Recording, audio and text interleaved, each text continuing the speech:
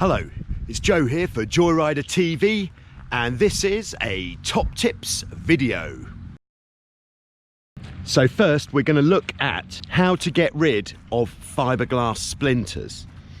If you've been handling something made of fiberglass which is perhaps quite old, there is a possibility you can get splinters from it, and these splinters are nasty. They're not like wood splinters which you can pull out with tweezers because they're so small. So here is how to get them out.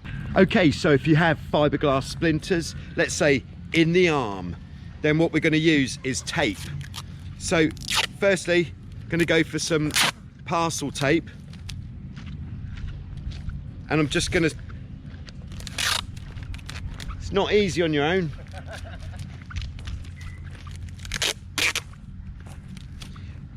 And then I'm just going to stick the parcel tape It's much easier if someone gives you a hand, but on this occasion there's nobody around, so I have to do this on my own.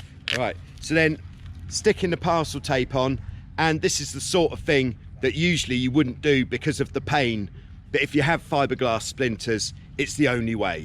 And then we're just going to pull that off, and that should get rid of any fiberglass splinters. If the parcel tape isn't sticky enough, then we're going to reach for some gaffer tape and do something similar with that, where we're going to stick it on, making sure we've stuck that on there pretty securely, and then we'll rip it off, and that should get rid of any fiberglass splinters. Ooh.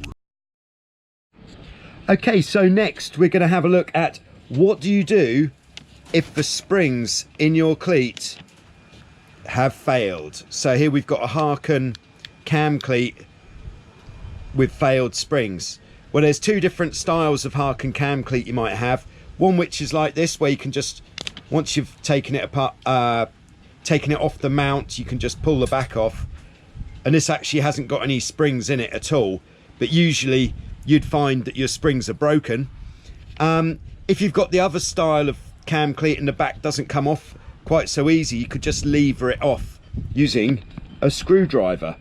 And then what you need to do is get hold of some new springs. You can find new springs in my Amazon store, which you can find in the description below. Just have a look there and you'll find some springs. And then pretty straightforward fitting these springs is just like that.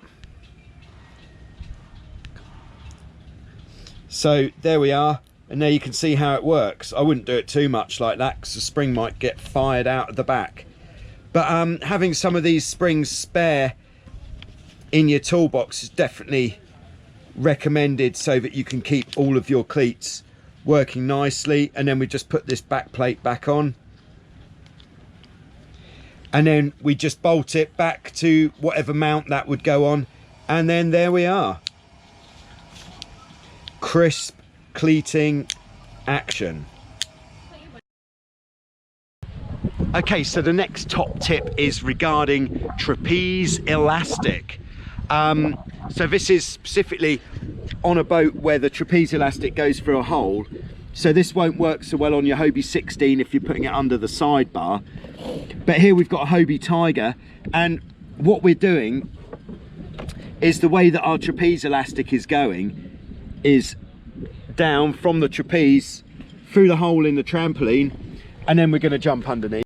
Okay, so then through the hole on the trampoline we're coming forwards around the dolphin striker, and then the elastic from the helms trapeze on one side we're taking to the cruise trapeze on the other side,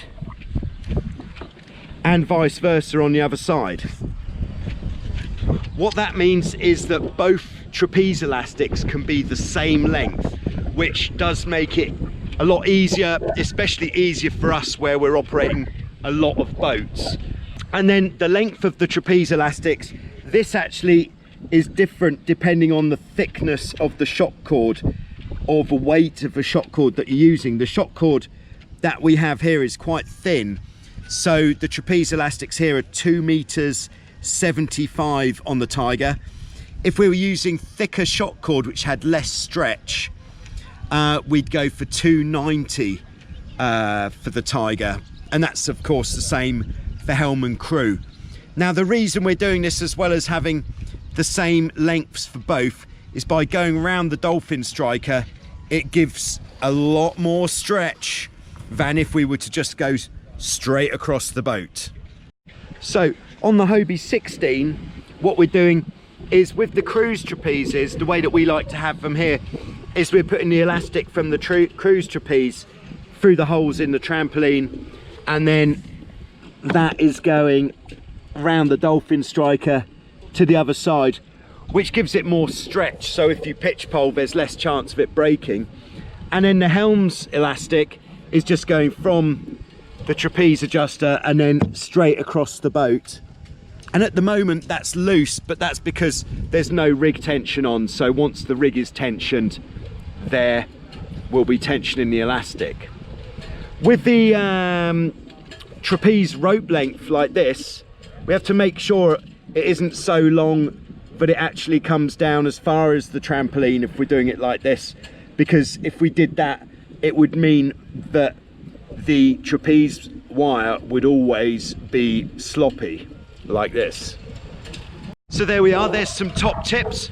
My last top tip is, if you don't know what to wear to your competition that you're going to, perhaps you're going to a nationals, a worlds, a Europeans, or maybe just some club racing at the weekend, and you don't know what to wear, then why not head over to totaljoyrider.com and get yourself a customized Joyrider t-shirt with your boat name and sail number on it, and then people at the competition would go, yeah, those guys are fast. Thanks very much for watching, and thanks to everybody who's been continuing to support the channel, either just by watching.